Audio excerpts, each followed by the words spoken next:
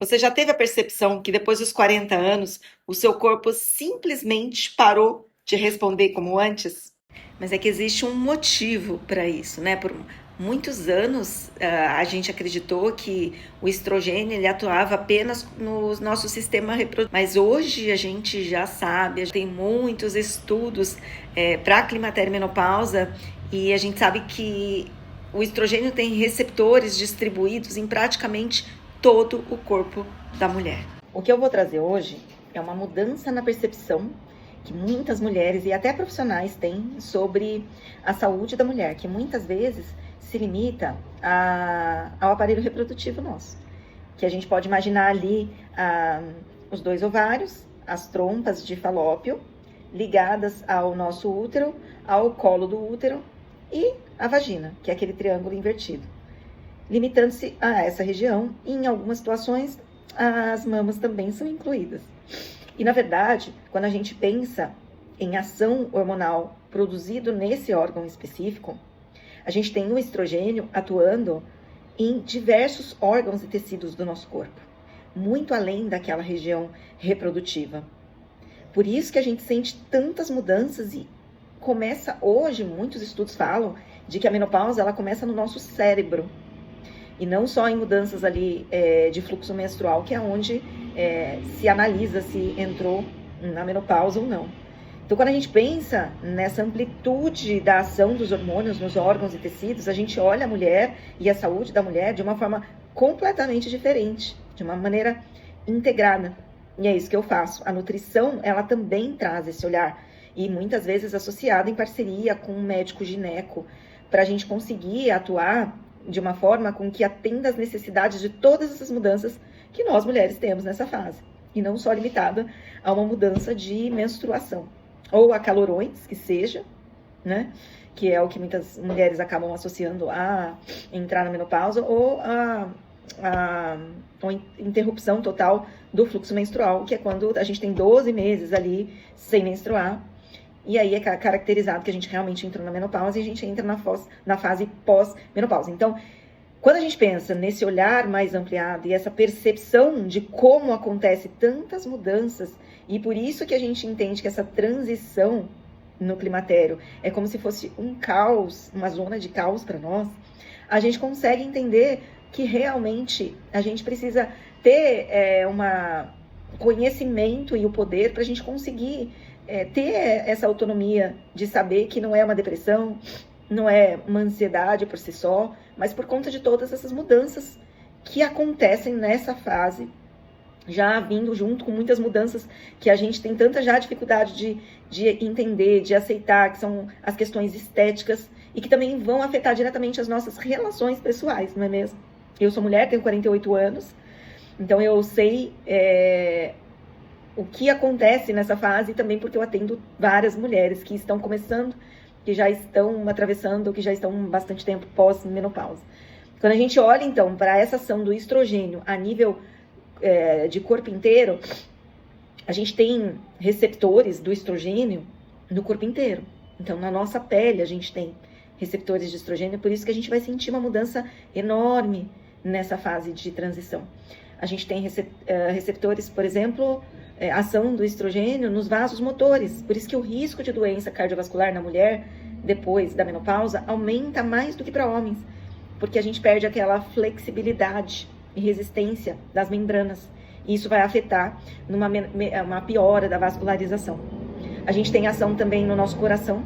Então, o risco de infarto também tende a aumentar quando entra-se numa menopausa não preparada, porque a gente tem toda essa questão vascular envolvida. A gente tem uma ação do estrogênio no fígado, o nosso poder de fazer detoxificação reduz drasticamente. Então, o uso de medicamento tende a ser mais, a gente sente mais. Quando a gente come alguma coisa que, nossa, a gente tolerava mais, agora a gente tolera menos. O uso de alguns produtos de estética, de pele, de rosto, de cabelo, vão impactar muito mais. O consumo de bebidas alcoólicas, a gente tende a sentir mais, parte porque a gente tem uma queda desse estrogênio que tem ação também nesse funcionamento do fígado.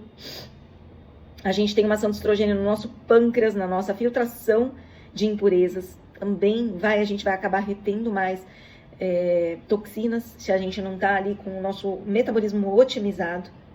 A gente tem ação ali, né, no ovário, especificamente ali naqueles órgãos, no útero, em toda aquela região reprodutiva, né, que é um dos lugares que, obviamente, a gente vai ter impacto.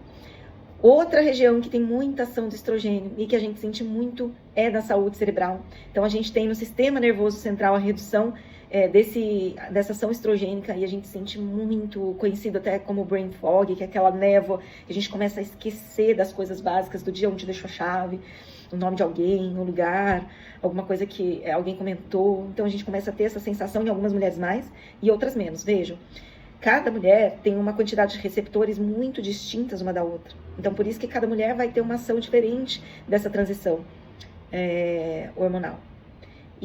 E tem também ação estrogênica na questão óssea, por isso que a gente vê tantas mulheres tendo osteoporose, osteopenia, lesões muito mais fácil nessa fase, até joelho, articulação, por conta da falta da queda desses hormônios.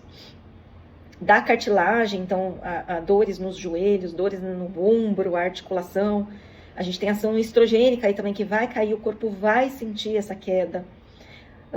Até a nível de digestão, a gente tem ação de estrogênio. Por isso que às vezes a gente tolerava vários alimentos e depois a gente passa a ter uma certa indigestão a determinados... Muitas vezes as mulheres associam só, tô com intolerante à lactose, intolerante ao glúten, que eu nunca tive. Não é que é só disso, né? É que essas são moléculas maiores e muito mais presentes nos alimentos hoje, né, que a gente tem aqui, especialmente na região ocidental. A gente tem muito uso de glúten, de lácteos, né? Então a gente tem essa dificuldade mais de digerir, até por ação de queda de algumas enzimas, e também por conta dessa ação estrogênica que a gente tem a nível intestinal e de digestão por conta do estômago. E a gente vai ter também uma queda, né, da nossa massa muscular. Por isso que é importantíssimo a gente estar praticando uma atividade física, estimulando o aumento da massa muscular, especialmente antes de entrar nessa fase, ou nessa fase de climatério, que a gente fala que é um momento bem importante, do que se você não fez nada até ali, essa fase é um momento sensacional para começar a introduzir, começar a estruturar essa saúde metabólica. Então, eu não estou trazendo todas essas informações para vocês da queda hormonal para assustar vocês, nem para trazer uma forma trágica desse momento transitório nosso, mas para que vocês entendam o que engloba toda essa fase de mudanças que a gente tem. E também vou trazer no próximo vídeo tudo que a gente tem de ferramenta, e vou trazer aos poucos, porque a gente tem muita coisa que pode nos auxiliar muito além de uma reposição hormonal, que eu falo, mesmo porque para fazer uma boa reposição hormonal, essa base de estrutura, de intestino, de fígado, de metabolismo, de cérebro, precisa estar bem organizada, em ordem, para a gente metabolizar bem esses hormônios, né? Eu vou trazer para vocês soluções, mas toda essa percepção diferente sobre como é entrar na fase de menopausa, a gente precisa saber de tudo isso para que a gente possa dominar, controlar e ter autonomia sobre a nossa saúde, porque é uma fase maravilhosa. É uma fase que a gente está muito mais madura, muito mais plena, muito mais autoconfiante, quando a gente está ali com toda essa nossa parte física mais bem cuidada, olhada, estruturada. A gente consegue entrar melhor nessa fase.